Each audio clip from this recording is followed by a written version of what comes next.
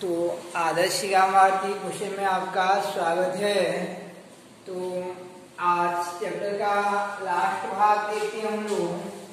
Chapter के last भाग में देखना है हमको स्ट्रक्चर ऑफ NaCl की संरचना, NaCl की संरचना। तो स्ट्रक्चर ऑफ NaCl या रॉक सॉल्ट स्ट्रक्चर कहा जाता है। तो NaCl का संरचना को बनाने के लिए, NaCl का संरचना को बनाने के लिए आप लोग ऐसे अपने कॉपी में ऐसे 9 लाइन ले जाना, 1 2 3 4 5 6 7 8 और 9, ऐसे 9 लाइन ले जाना है। 9 डॉट कर देना। उसके बाद जो है इतना ही लंबाई का एक वर्ग बनाना है, इतना ही लंबाई का एक वर्ग बनाना है। उसके बाद जो है एक लाइन छोड़कर यहाँ पे जितना लंबाई है उतना लंबाई इधर माप लेंगे और ये दूसरा लाइन थी इसके नीचे वाला लाइन तक जाएंगे। दूसरा लाइन से यहाँ पे जो लाइन है इसके नीचे वाला लाइन तक जाना है और उसका फिर एक वर्ग बनाना है। ऐसे इधर यहाँ तक भी पड़ जाना है। यहाँ पे जितना लंबाई रहता है यहाँ से यहाँ तक उतना लंबाई हम लोग मेजर कर लेंगे।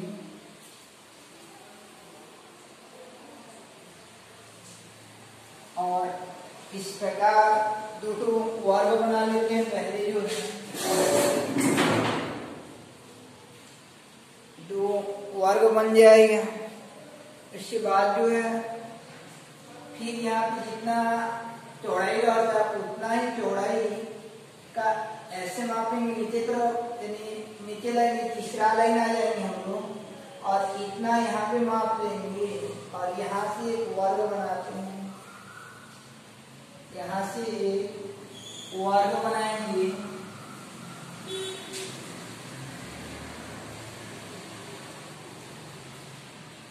ऐसे करके एक तीसरा वर्ग बना लेते हैं। 3 वर्ग बनाना है। पहले क्या करना है, 9 लाइन लेना है कॉपी में और 9 लाइन का उतना ही लंबाई चौड़ाई का एक वर्ग बना लेना है। और ये कोनों को ऐसे करके मिला देना है, शीर्ष को मिला देना है ऐसे करके।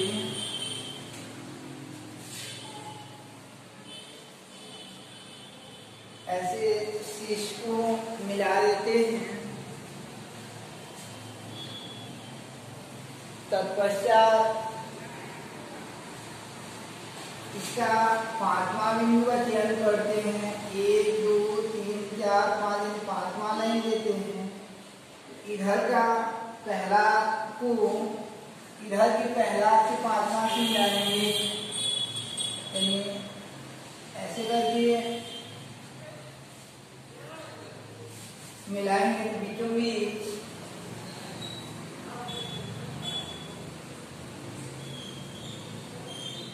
ऐसे मिला लेंगे।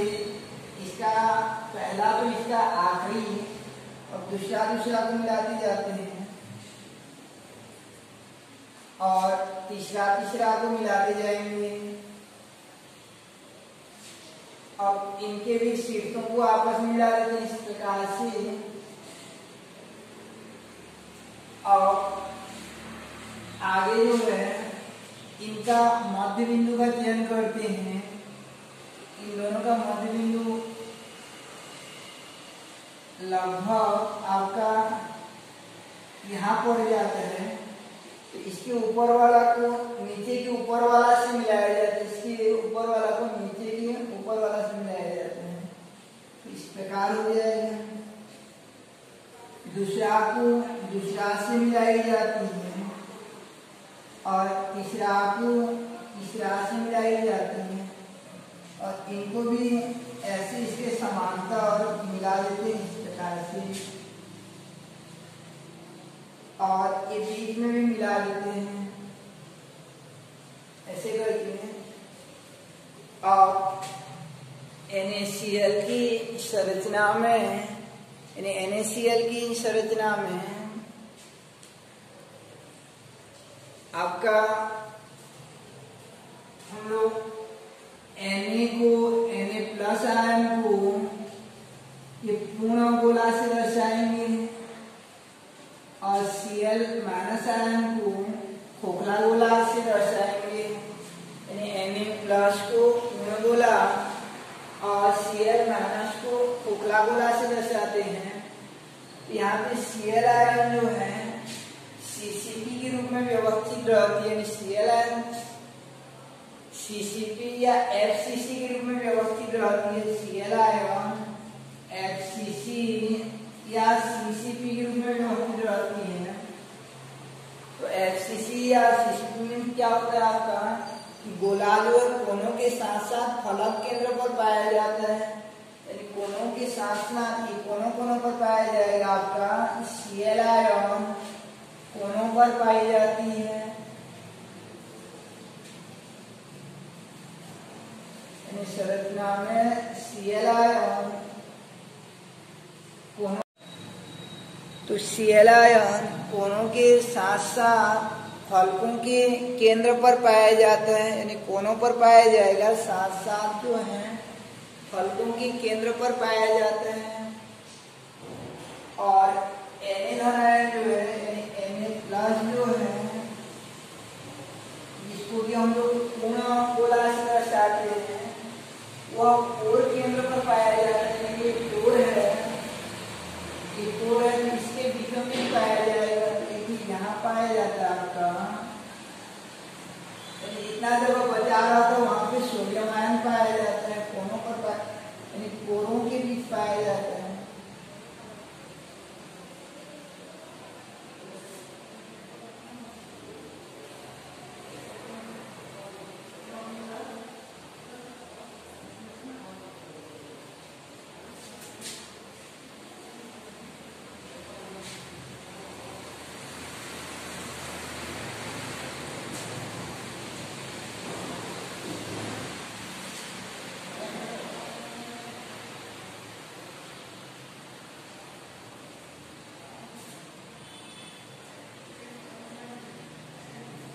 और ये कोरों के बीच पाया जाता है, साथ साथ ये घन के केंद्र पर भी पाया जाता है।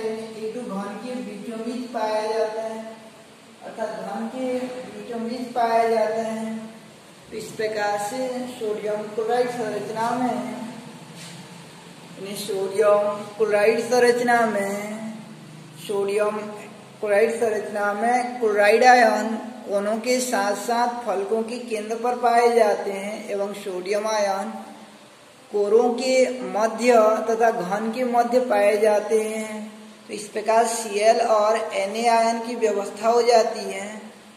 इस संरचना में प्रत्येक सोडियम आयन जो है, ये सोडियम आयन जो है 6 क्लोराइड आयन से घिरा रहता है। 1 2 3 4 5 और 6 क्लोराइड आयनों से घिरा रहता है।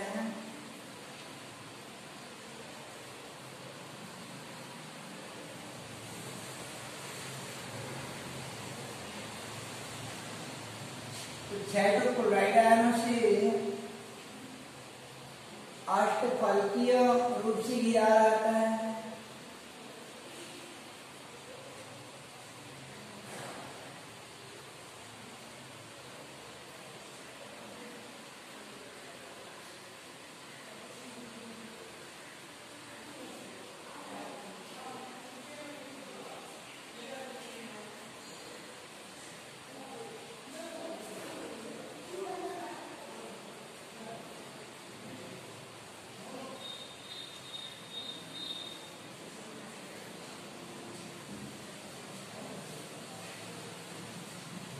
प्रकार सोडियम क्लोराइड संरचना में प्रत्येक सोडियम आयन जो है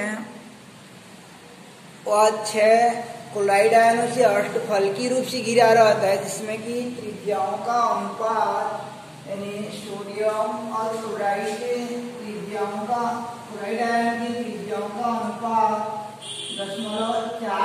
4 होती है, सॉरी 0.414 और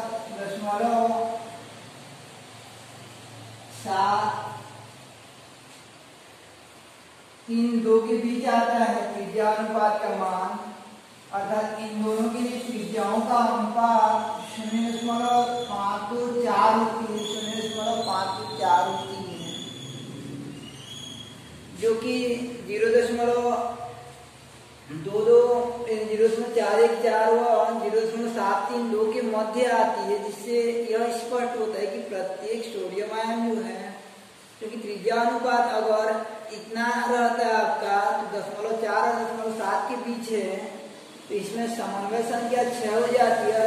आकृति यानी धन आयन जो है वो अष्टफलकीय रूप से 6 ऋण आयनों से घिरा रहता है।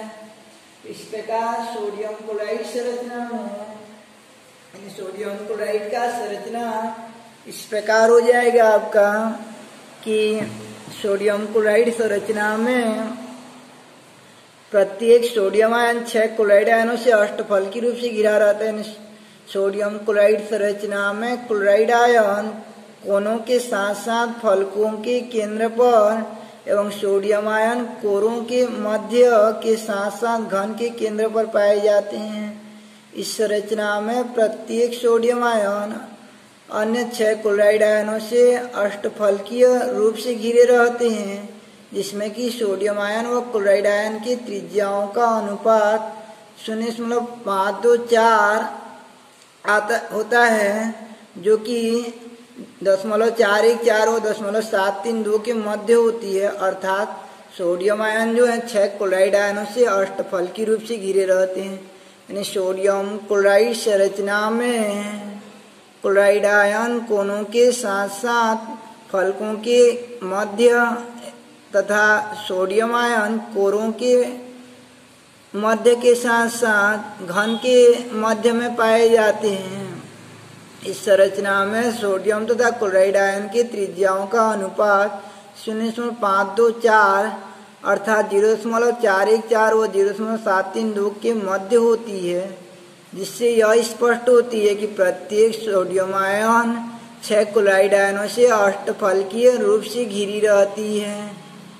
तो इस प्रकार यह संरचना हो जाती है कि क्लोराइड आयन जो है CCP बनाती है या FCC कोरों के मध्य के साथ, यानी क्लोराइड आयन आपका कोनों के साथ साथ फलकों के केंद्र पर पाया जाता है FCC या CCP, और सोडियम आयन कोरों के मध्य के साथ साथ घन के केंद्र पर अष्टफलकीय रिक्ति में पाई जाती है। तो सोडियम आयन यानी इसमें प्रत्येक सोडियम आयन 6 क्लोराइड आयनों से घिरा रहता है, जो कि त्रिज्या यानी प्रत्येक सोडियम आयन 6 क्लोराइड आयनों से घिरा रहता है। अब देखते हैं हम लोग प्रति यूनिट सेल में कितना सोडियम आयन आ जाते हैं और कितना क्लोराइड आयन आ जाते हैं। तो प्रति यूनिट सेल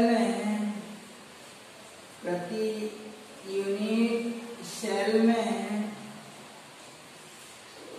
Cl आयन की संख्या बराबर,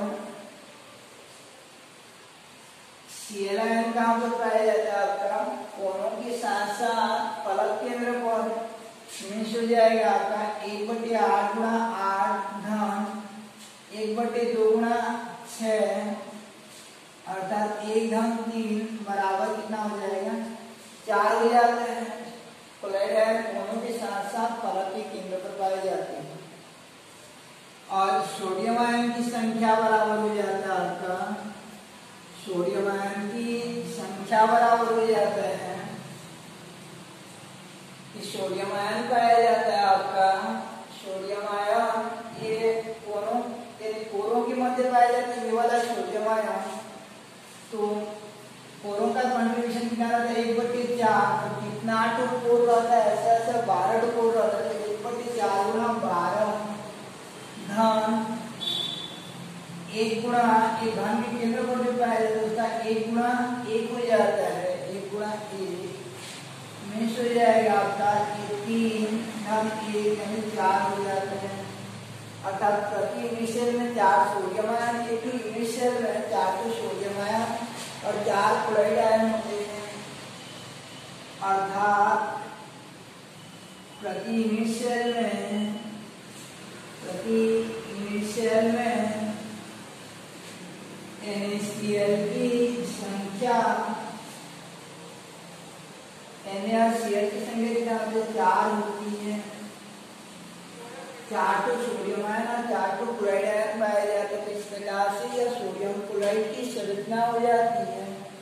इस सोडियम क्लोराइड की संरचना में क्लोराइड आयन FCC या CCP बनाते हैं, अर्थात घन के कोणों के साथ साथ फलकों के केंद्र पर पाए जाते हैं, जबकि सोडियम आयन घन के कोणों के मध्य के साथ साथ घन के केंद्र पर पाए जाते हैं। इस संरचना में सोडियम और क्लोराइड आयन की त्रिज्याओं का अनुपात 0.524 अर्थात 0.414 और 0.7 किलो के मध्य होती है, जिससे यह स्पष्ट है कि प्रत्येक सोडियम आयन अन्य 6 क्लोराइड आयनों से अष्टफलकीय रूप से घिरी रहती है, अर्थात इसमें आयनों के समन्वय संख्याओं का अनुपात 6:6 होते हैं। ये सोडियम क्लोराइड का संरचना हो जाता है, स्ट्रक्चर सोडियम क्लोराइड हो जाता है। तो इस प्रकार से आपका सोडियम क्लोराइड का संरचना हो जाएगा कि प्रत्येक सोडियम आयन अन्य 6 क्लोराइड आयनों से अष्टफलकीय रूप से घिरे रहते हैं। अब देखते हैं हम लोग चैप्टर का लास्ट बिंदु, यानी ठोसों में चुंबकीय गुण।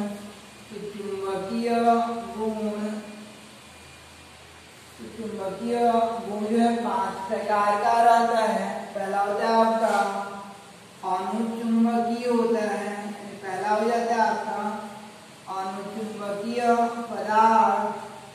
तो अनुचुंबकीय पदार्थ किसे कहते हैं कि ऐसे पदार्थ जिनमें अयुग्मित इलेक्ट्रॉन पाया जाता है, यानी उसका ऑर्बिटल विन्यास करेंगे तो ऐसे अयुग्मित इलेक्ट्रॉन पाया जाता है और बाहर चुंबकीय क्षेत्र में ले जाएंगे। कहीं पर भी एक चुंबकीय क्षेत्र रहेगा तो उस क्षेत्र में ले जाएंगे तो उस क्षेत्र जो आकर्षित हो जाता है, एक प्रकार खिंचवा जाता है, आकर्षित हो जाता है।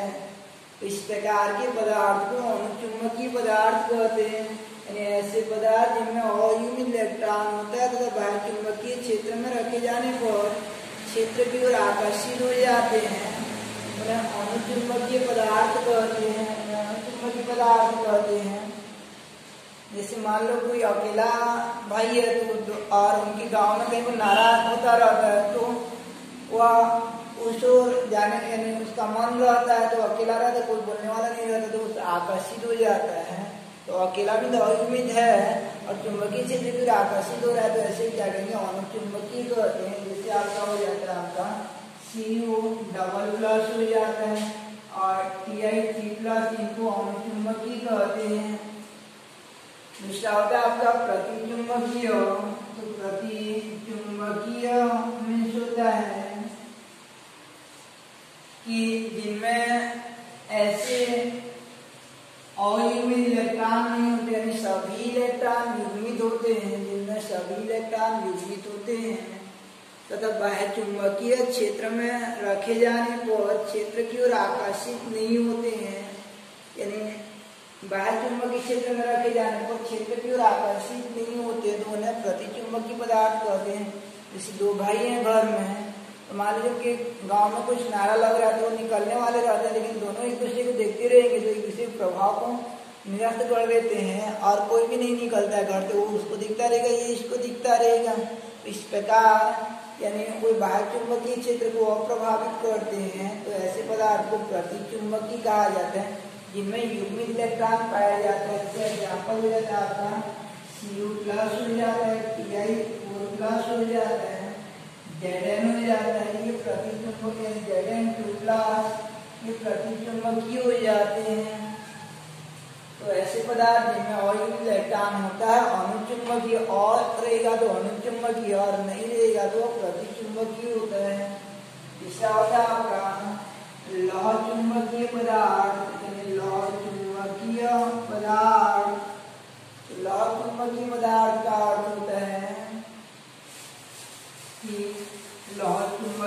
पदार्थ कि ऐसे पदार्थ जिनमें ऑयल में इलेक्ट्रॉन की संख्या बहुत अधिक होती है, ऑयल में इलेक्ट्रॉन की संख्या बहुत अत्यधिक रहती है, ऑयल में इलेक्ट्रॉन की संख्या बहुत अत्यधिक रहती है और चुंबकीय क्षेत्र में रखे जाने पर क्षेत्र की ओर आकर्षित होते हैं, किंतु उसके पश्चात क्या होता है कि चुंबकीय क्षेत्र को हटा देने पर ये स्वयं अपना एक चुंबकीय क्षेत्र उत्पन्न कर लेते हैं, यानी अपना स्वयं एक चुंबकीय क्षेत्र उत्पन्न कर लेते हैं। तो ऐसे को चुंबकीय पदार्थ कहा जाता है, यानी ऐसे पदार्थ जिनमें ऑयल में इलेक्ट्रॉन की संख्या अधिक होती है तथा बाह्य चुंबकीय क्षेत्र में रखे जाने पर क्षेत्र की ओर आकर्षित होते हैं।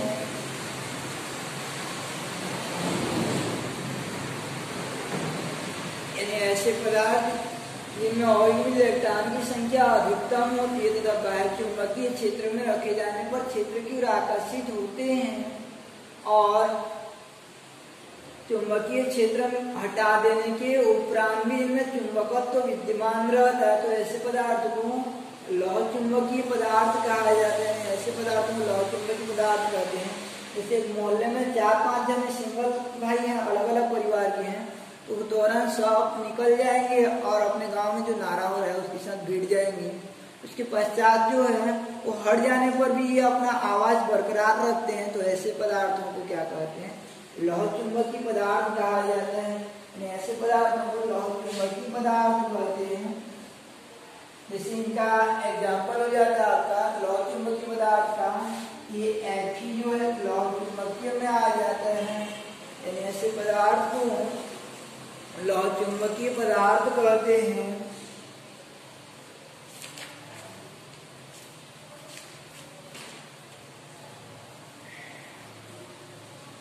उसके बाद होता है आपका प्रति लौह चुंबकीय पदार्थ। चौथा होता है कि प्रति, इसके पहले थोड़ा ये ध्यान रखना कि लौह चुंबकीय पदार्थ को गर्म करते जाएंगे तो अपना चुंबकत्व तो धीरे धीरे खोता जाता है, अपना चुंबकत्व तो खोता जाता है। और एक स्थिति ऐसा आ जाता है कि लौह चुंबकीय पदार्थ अनुचुंबकीय पदार्थ में बदल जाता है। लौह चुंबकीय पदार्थ जो है अनुचुंबकीय पदार्थ में बदल जाता है। तो गर्म करते जाएंगे तो लौह चुंबकीय पदार्थ अनुचुंबकीय पदार्थ में बदल जाता है।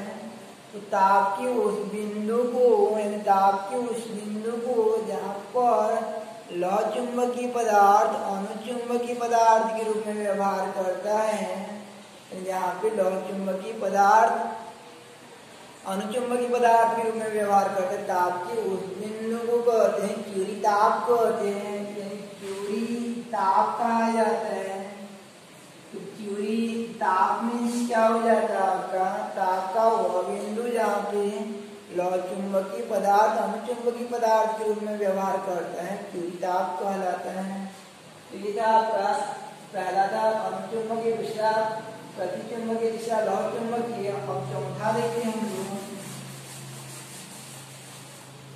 कि प्रति लौह चुंबकीय पदार्थ, प्रति लौह चुंबकीय पदार्थ, प्रति लौह चुंबकीय पदार्थ जो है, तो प्रति लौह चुंबकीय पदार्थ में इसमें तो ऑयल इलेक्ट्रॉन होता है, इसमें भी बहुत ज्यादा ऑयल इलेक्ट्रॉन होता है, बहुत ऑयल इलेक्ट्रॉन होता है, किंतु ये इनका डोमेन या इनकी व्यवस्था इस प्रकार होती है जैसे परमाणु में नाभिक के चारों इलेक्ट्रॉन घूमते रहते हैं, तो ऐसे ऑयल में इलेक्ट्रॉन रहता है, लेकिन ऐसा व्यवस्थित रहते हैं कि जैसे ये इस दिशा में, ये इस दिशा में है और ये इस दिशा में, तो ये अपना एक दूसरे के प्रभाव को निरस्त कर देंगे और ऊपर नीचे वाले एक दूसरे के प्रभाव को निरस्त कर देंगे।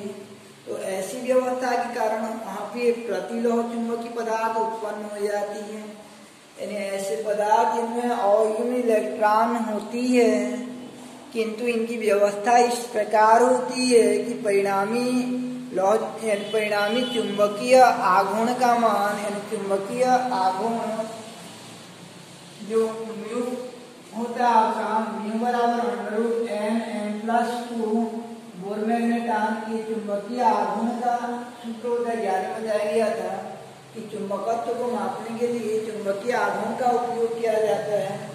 तो चुंबकीय आघूर्ण शून्य हो जाता है, अर्थात ऐसे पदार्थ जिनमें ऑर्बिटल में इलेक्ट्रॉन होती है किंतु इनका व्यवस्था या संरेखण इस प्रकार होती है कि परिणामी चुंबकीय आघूर्ण शून्य हो जाती है, तो ऐसे पदार्थ को कहा जाता है प्रतिलोह चुंबकीय पदार्थ कहते हैं, प्रतिलोह चुंबकीय पदार्थ कहा जाता है।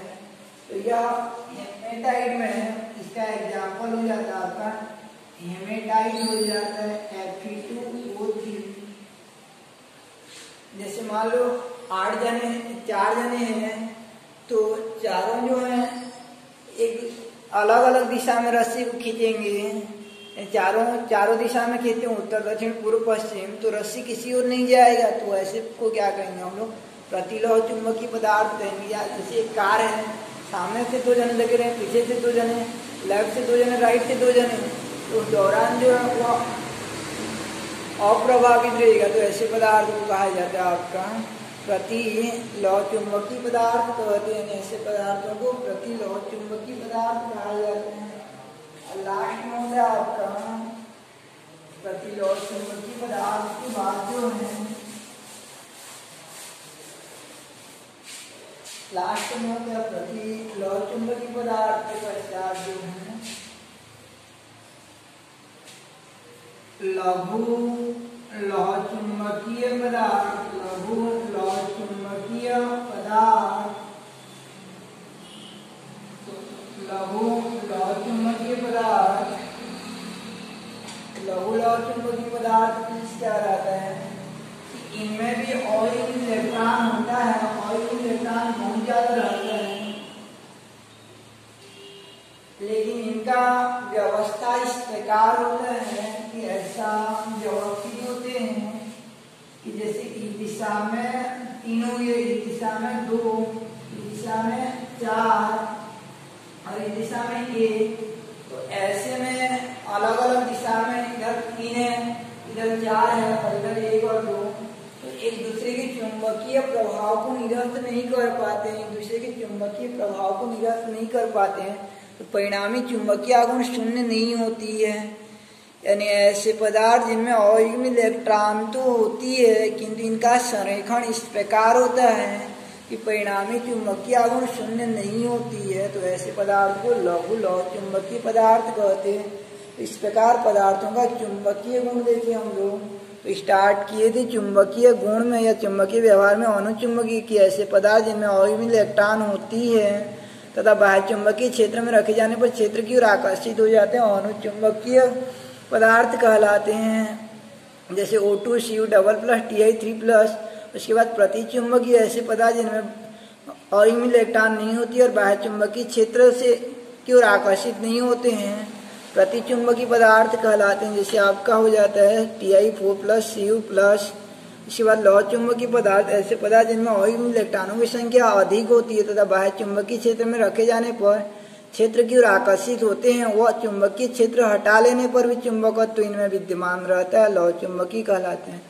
और इसके बाद होता है प्रतिलोह चुंबकीय पदार्थ, तो ऐसे पदार्थ जिनमें ऑर्बिटल इलेक्ट्रॉन होती है किंतु इनका संरेखण इस प्रकार होता है कि परिणामी चुंबकीय आघूर्ण शून्य हो जाता है, तो प्रतिलोह चुंबकीय। और लास्ट में होता है लघु लोह चुंबकीय या फेरो मैग्नेटिज्म, तो ऐसे पदार्थ जिनमें ऑर्बिटल इलेक्ट्रॉन होती है किंतु इनका संरेखण इस प्रकार होता है कि परिणामी चुंबकीय आघूर्ण शून्य नहीं होती है, तो इन्हें लघु लोह चुंबकीय पदार्थ कहते हैं। तो इस प्रकार यह चैप्टर जो है आपका समाप्त होता है।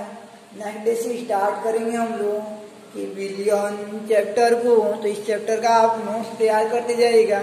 नेक्स्ट वीक में इसका एग्जाम होगा।